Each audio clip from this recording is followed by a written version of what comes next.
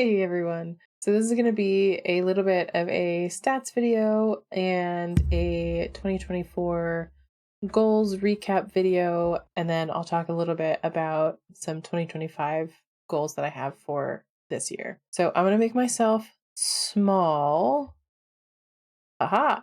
I'm on my husband's computer and there's multiple monitors and lots of technology. Not that I don't have multiple monitors for me, but just different setup. Yeah, so I I had the mic rotated so it wasn't pointing at my face. So we're re-recording this so you can hear better. And we're going to do this a little bit quicker than what I did the first time.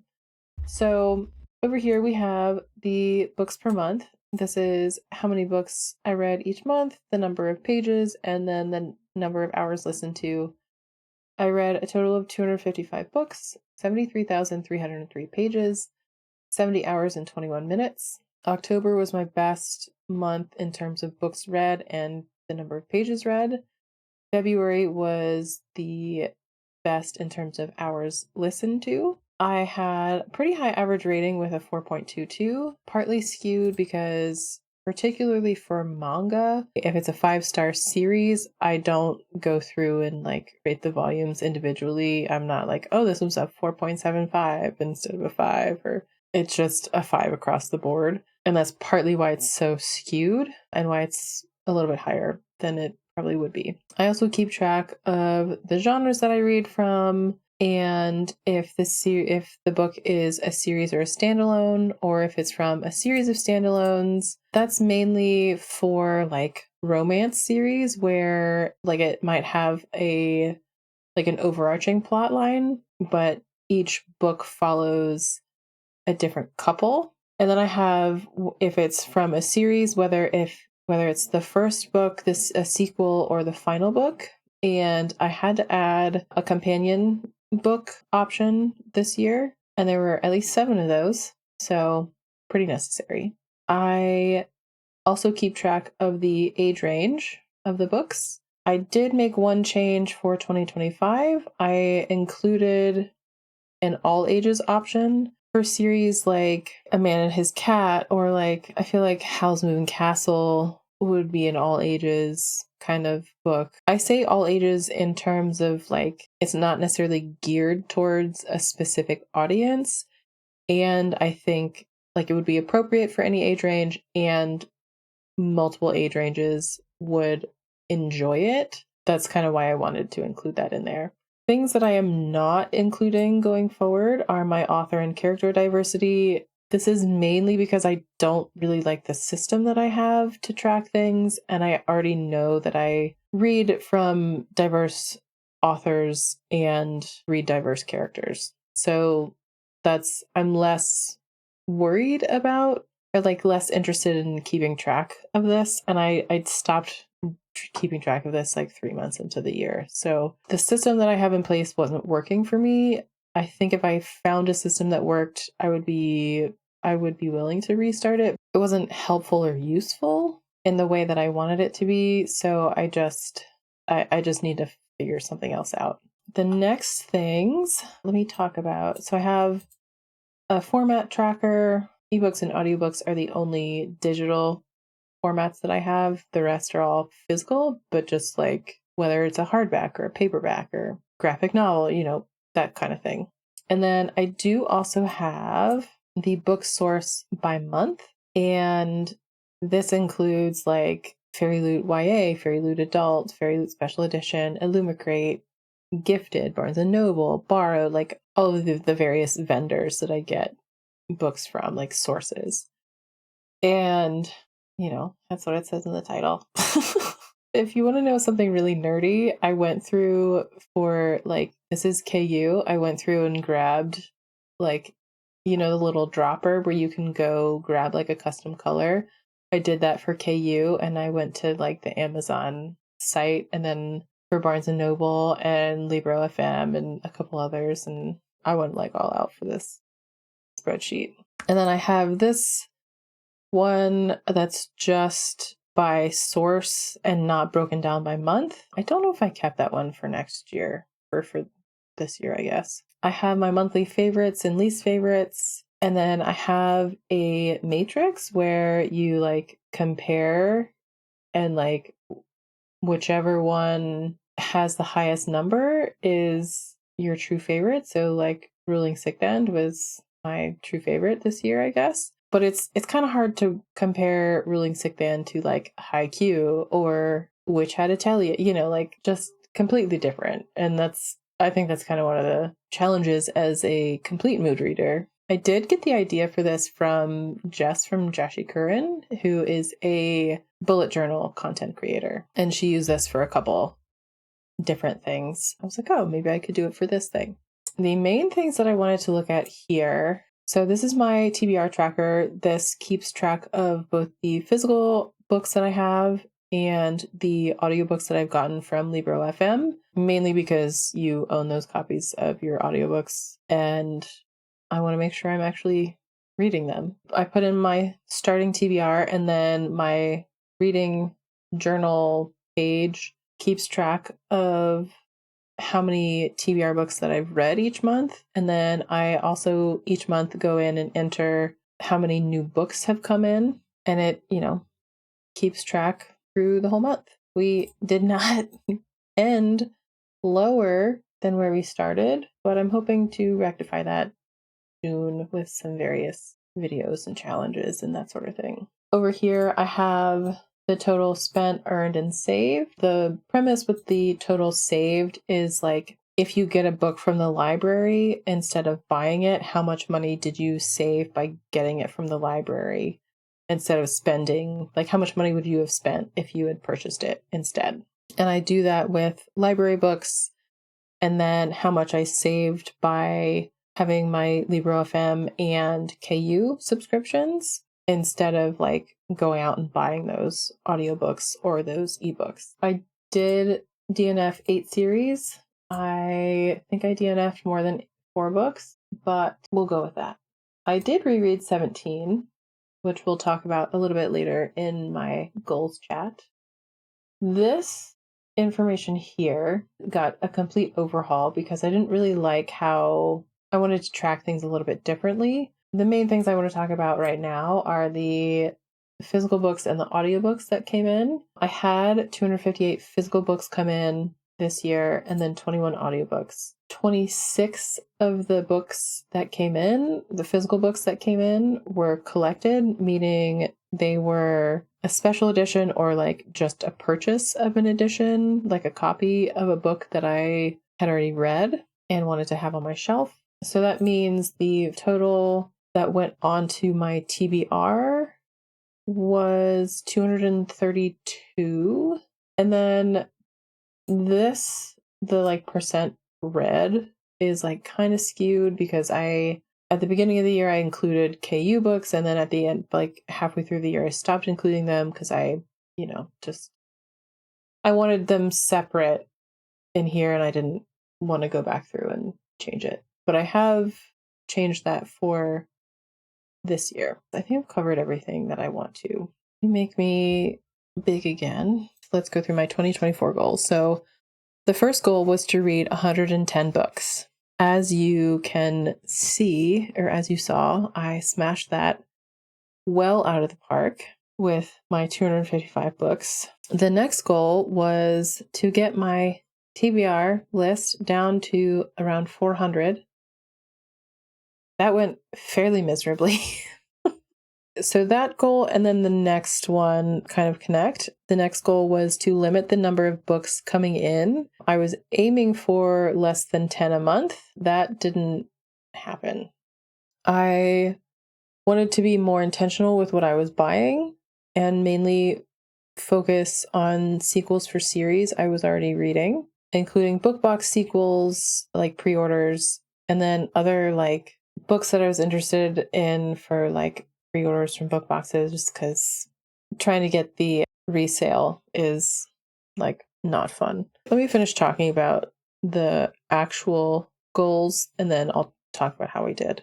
I was also only supposed to go to the bookstore a couple times a year, like birthdays and Christmas and like a couple sales, make sure I took advantage of sales, take advantage of the used bookstore and Pango.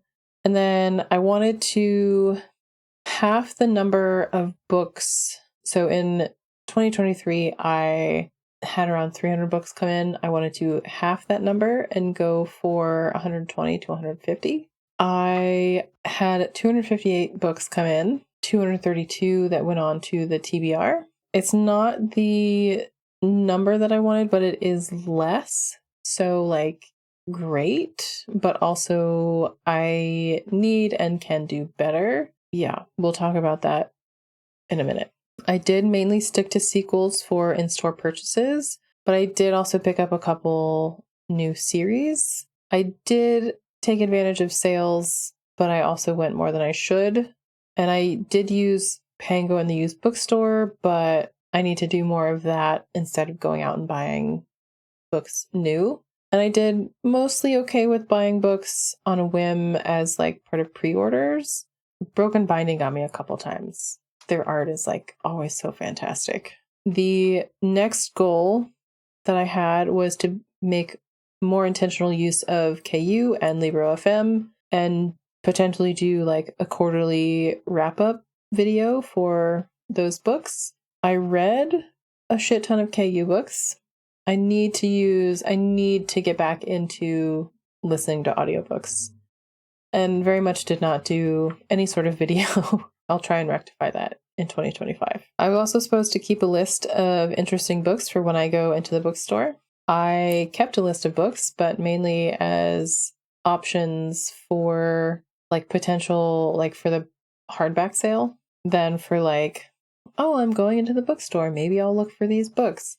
It wasn't, the pictures that I took on my phone were more like I probably should have used those as like you can get these from the library kind of deal. I did start keeping a list of ongoing series that I am in the middle of, mainly manga series.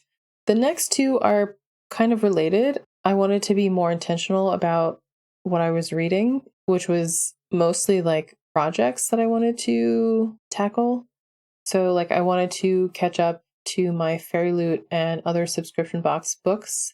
And for that, I wanted to do a video of like every 6 months of the book box books as like one video. And I wanted to keep up with the Broken Binding as they arrive. I did just record my first 6 months of Fairy Loot books and their sequels video. So I did do that. It took me all year. I have mostly kept up with Broken Binding. I do need to start the current series, but I feel good about where we are so far. And I've made progress on like completing series. I've recorded several videos, but have not gotten them up yet. So yeah, that's kind of where we are with those. Other projects, I might have done like a clip, but then made zero progress on them afterwards. But the final goal that I did really well on was rereading some favorites.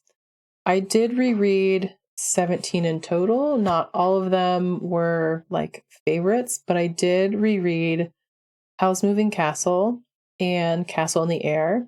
I wanted to reread Lord of the Rings, but did not get to those. I did read The Silmarillion for the first time. I had a really interesting time with that one, and I'm looking forward to listening to Lord of the Rings this year. I did reread Persuasion, which is one of my favorite Austens. I also reread Joust by Mercedes Lackey, Six Crimson Cranes, and Year of the Reaper. So for 2025, I have 6 goals. My first goal is to read 120 books, which I think I can manage. My second goal is kind of a multi-parter, but all kind of related, and that is to have fewer than 200 incoming books on my physical TBR. And to do that, I would like to actively limit the number of times I go to the store, like birthday and sales, but definitely need to go way less often than I did. And before I can go buy more books in store, I need to get my TBR down to 500.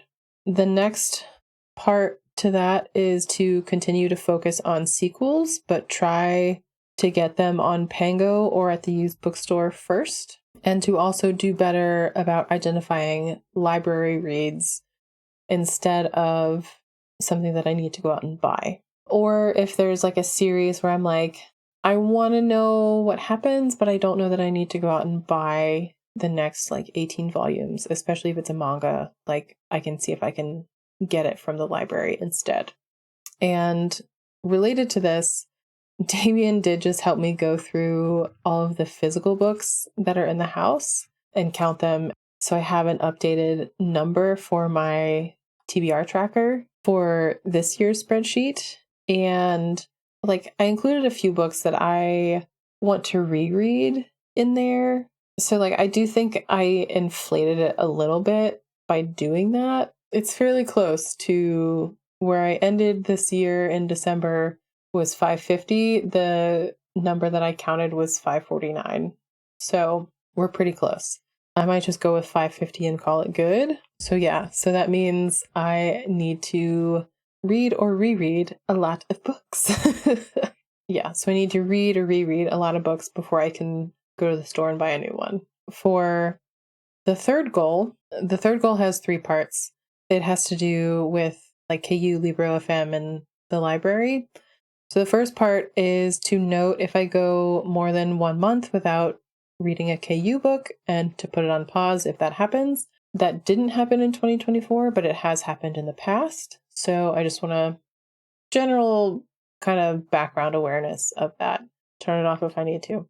And then I would like to read 12 audiobooks by the end of 2025, preferably from Libro FM, but mainly just to get me back into listening to audiobooks instead of other stuff on like my way to and from work. And then I would like to use the library 5 times in 2025. I generally do audiobooks or ebooks. I don't usually go pick up physical books from the library. Any or all access to the library is going to count towards that. The fourth goal is to continue my intentional reading specifically for projects. And I have some video ideas, like try a chapter video. I would like to continue my 6-month subscription box catch up, complete a series, like video series. I need to workshop that name. I have the idea to like read the alphabet, which is not a new idea, just I've never done it before, so maybe that would be fun. And then some genre and series videos where I like potentially reread a series or reread a bunch of books in a specific genre or age range. Like I have some middle grades that I need to read. My 5th goal is to continue to reread as desired. I would like to gear this towards rereading old favorites and not necessarily towards rereading to like complete a series. Like not that those can't be old favorites, but like I'm thinking like Sabriel or just some other like Joust. I would like to finish Joust, the series I was reading by Mercedes Lackey. And so like that went on my TBR because I was like, I would like to finish this. And then my 6th and final goal is to be more consistent about filming and editing. And part of that is to learn more editing skills. So Damien does less since he does the majority of my video editing. I would also like to make better videos. So there are fewer edits to make. And then I would like to get on a regular timeline for uploading videos. I think that's it for me. I hope you guys had a wonderful end to 2024 and are off to a great start with your 2025 goals. Let me know how successful you were with your 2024 goals, and if you have anything in 2025 that like you really, really want to get done. I'm really excited to get started on some of my goals. I actually was listening to an audiobook to and from work today, so that felt really good. I hope 2025 is a really successful goal year for everyone. If you have no specific goals in mind, I hope you at least have a really enjoyable reading year. That's all for me, and I will see y'all in the next one. Bye.